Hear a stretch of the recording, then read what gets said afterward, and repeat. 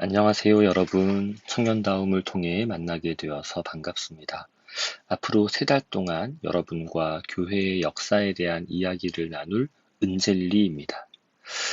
은젤리가 무엇인지 금방 눈치채는 청년들도 계시겠지만, 혹시나 은으로 만든 젤리를 상상하는 청년들이 계실까봐 이 은젤리는 제 본명에서 유래한 것임을 미리 알려드립니다.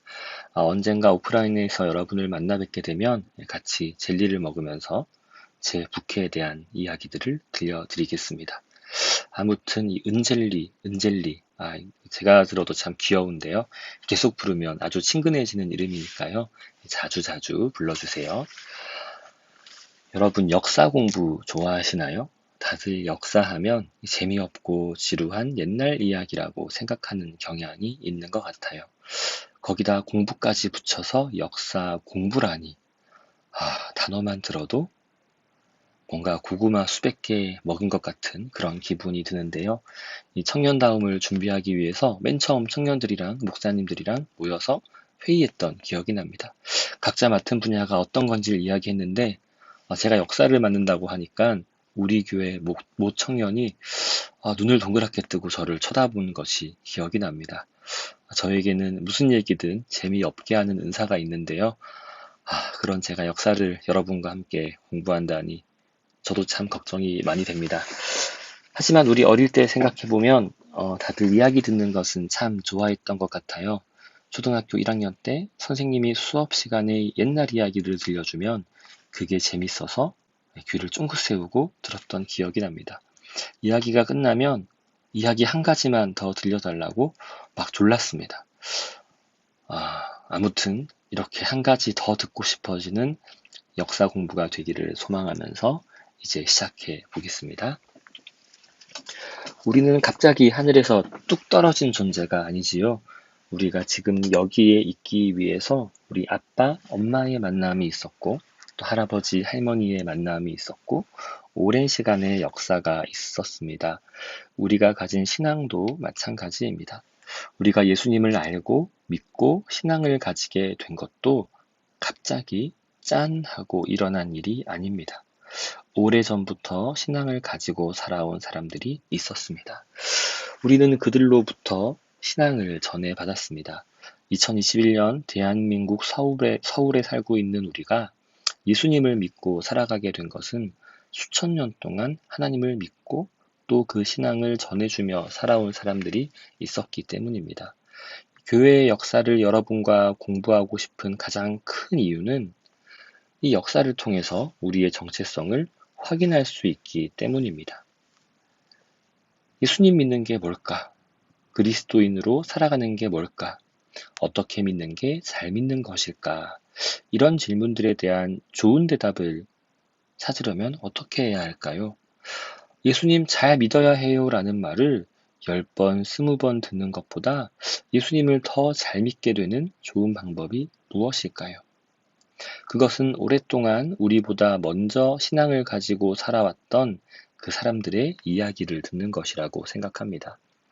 또 수천 년을 이어져 내려온 이 교회의 역사 이야기를 나누면서 우리가 지금 전해 듣고 누리고 있는 이 복음이 아주 오랜 시간 많은 사람들을 거쳐서 온 소중한 선물임을 느끼게 되면 좋겠습니다. 그럼 진짜로 우리의 신앙의 역사 이야기를 시작해 보겠습니다. 교회의 역사, 기독교의 역사, 다른 말로 하면 복음의 이야기가 시작되고 우리에게까지 전파된 이 역사에 대한 소개를 할 텐데요. 크게 세 덩어리로 나누어서 생각해 보려고 합니다. 오늘은 복음의 시작에서부터 예수 그리스도의 탄생까지의 이야기를 살펴보려고 합니다. 이건 다 성경 이야기에 나오는 거니까 여러분 모두 다 잘 아시는 이야기, 맞죠? 네. 다음 강의에서는 예수님의 이야기가 어떻게 전파되었는지, 또 교회가 어떻게 생겨났으며, 서구 사회에서 기독교가 어떻게 성장해 왔는지를 살펴볼 것입니다. 또 세 번째 강의에서는 이 복음이 한국 땅에 들어와서 오늘에 이르기까지의 역사에 대해서 살펴보려고 합니다. 우리가 믿는 기독교 신앙은 이스라엘 사람들이 믿는 유대교의 그 뿌리를 두고 있습니다. 유대교는 성경의 아브라함으로부터, 더 정확히 말하면 하나님께서 아브라함과 맺으셨던 약속으로부터 시작합니다. 창세기 12장을 보면 하나님께서 아브라함을 부르시고 아버지의 집을 떠나서 내가 네게 보여줄 땅으로 가라고 말씀하십니다. 그리고 아브라함을 복의 통로로 삼으시겠다고 말씀하십니다. 자녀가 없던 아브라함은 이삭을 낳았고 이삭은 야곱을 낳았습니다. 그리고 야곱은 12아들을 낳았는데요. 그중 요셉이 형들의 시기를 받아서 이집트로 팔려가게 됩니다. 하지만 요셉은 훗날 이집트의 총리가 되었고요. 가나안 땅에 기근이 들이닥쳤을 때 야곱의 가족이 굶어 죽지 않도록 도와줍니다. 또 요셉 덕택에 야곱의 가족들은 이집트 땅에 정착해서 살게 됩니다. 하지만 오랜 시간이 지나서 요셉을 알지 못하는 왕이 이집트를 다스리게 되었습니다. 그는 아브라함의 후손들을 노예로 삼고 가혹한 노동을 시킵니다. 하지만 하나님께서는 이스라엘 백성들의 상황에 공감하시고 모세를 세우셔서 바로 앞에 보내십니다. 그리고 모세는 내 백성을 보내라는 하나님의 말씀을 전달합니다. 하지만 이집트 왕 바로는 꿈쩍도 하지 않습니다. 결국 하나님은 이집트에 10가지 재앙을 내리시고요. 이집트 땅에서 노예 생활을 하던 이 아브라함의 후손들, 훗날 이스라엘이란 나라를 세울 히브리 민족에게 자유를 주십니다. 그리고 그 땅을 탈출하게 하십니다. 하나님께서는 아브라함과 하셨던 약속을 잊지 않으셨고 그 약속을 지키기 위해서 이스라엘 백성들을 노예 생활에서 구해내신 것입니다. 그리고 하나님께서는 이스라엘 백성들이 시내산에 이르렀을 때 그들과 약속을 맺으십니다. 출애굽기 20장에서 십계명을 주시면서 너희가 내 말을 잘 듣고 내 언약을 지키면 너희는 모든 민족 중에서 내 소유가 될 것이고 제사장 나라 거룩한 백성이 될 것이라고 약속하십니다. 이것은 하나님께서 최초에 아브라함과 맺으셨던 약속을 새롭게 갱신하신 것이라고 할 수 있습니다.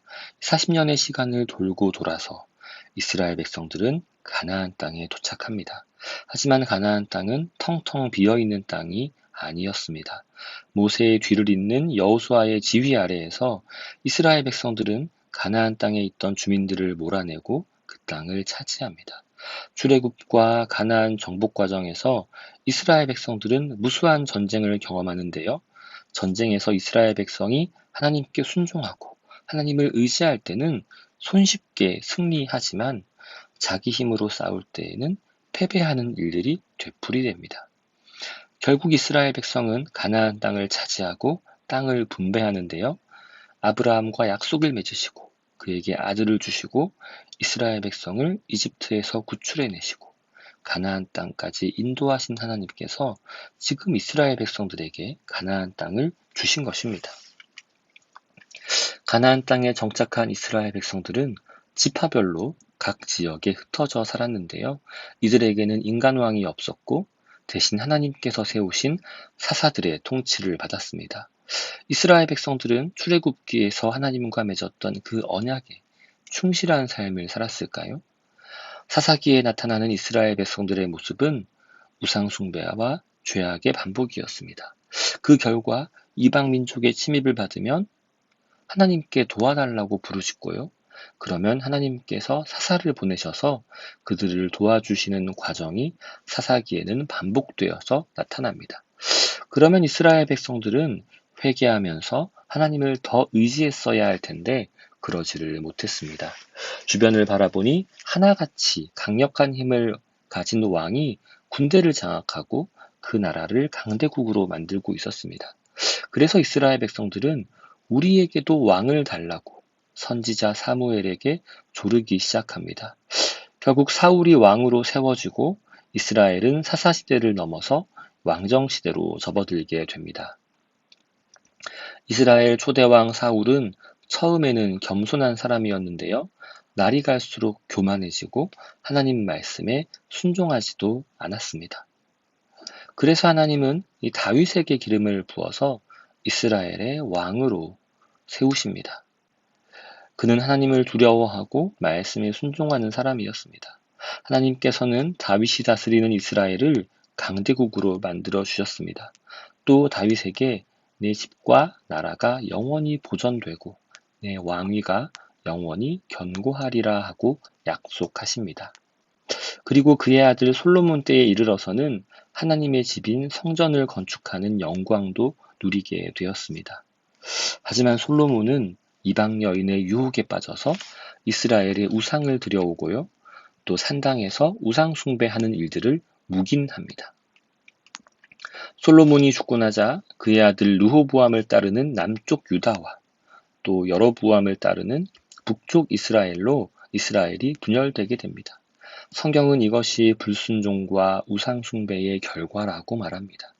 북이스라엘을 다스리는 여로보암은 자신의 왕권 강화를 위해서 단과 베델에 금송아지 우상을 세웁니다. 여로보암 이후에 북이스라엘을 다스리는 왕들은 한 명도 빠짐없이 여로보암이 행했던 불순종과 우상 숭배를 되풀이합니다. 그리고 이 북이스라엘은 기원전 722년에 아시리아의 침략을 받아서 멸망하게 됩니다.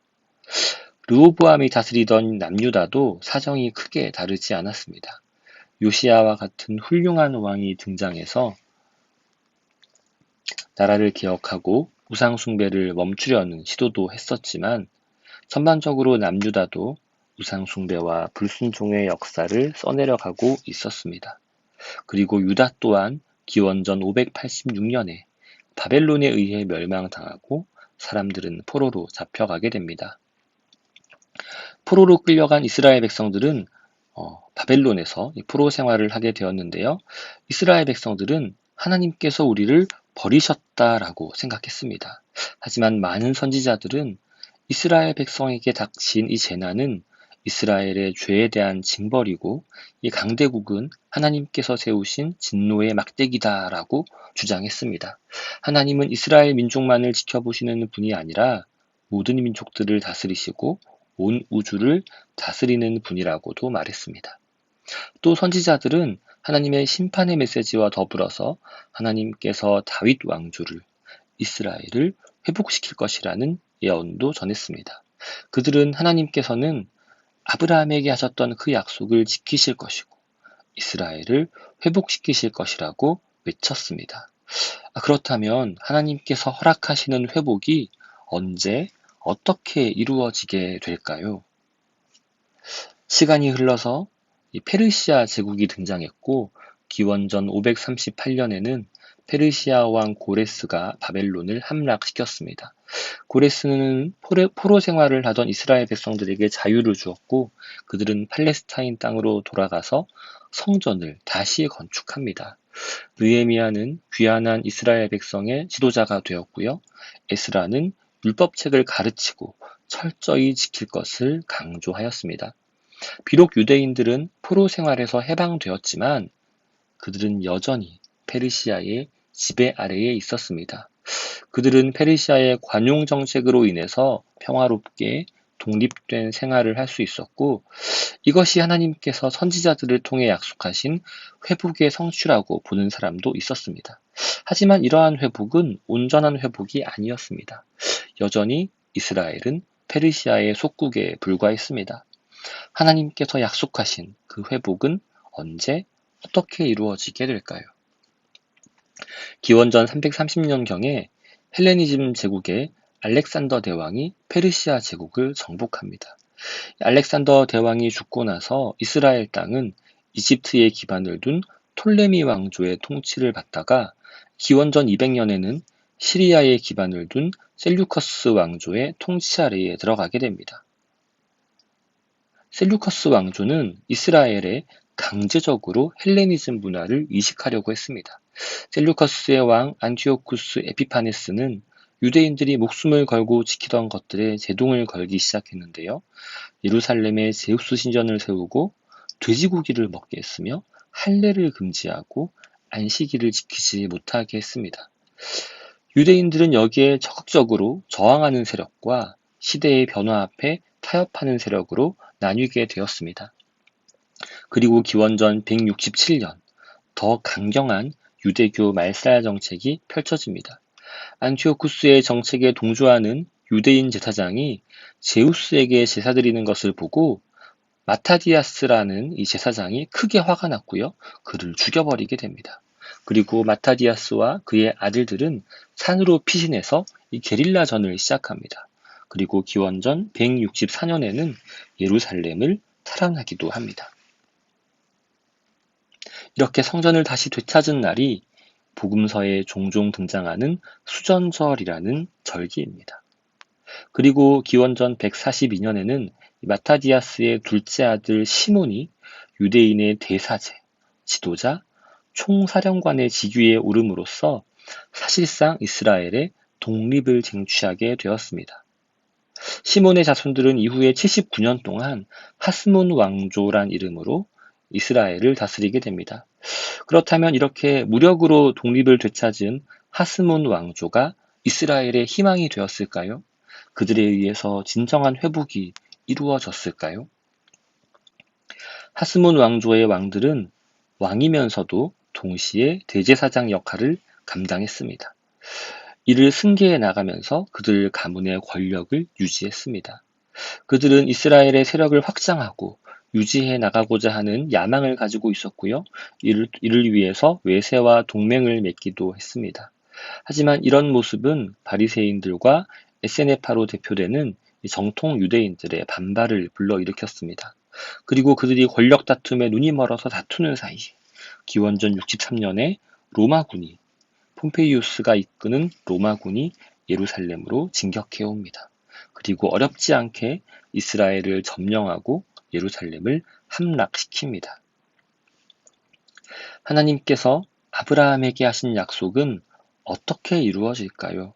포로기의 선지자들을 통해 약속하신 그 회복이 어떻게 이루어질까요? 비록 지금 그들은 이스라엘 땅을 밟고 있지만 로마의 지배 아래에서 포로 생활을 하는 지금 이 상황은 완전한 회복이 아닙니다.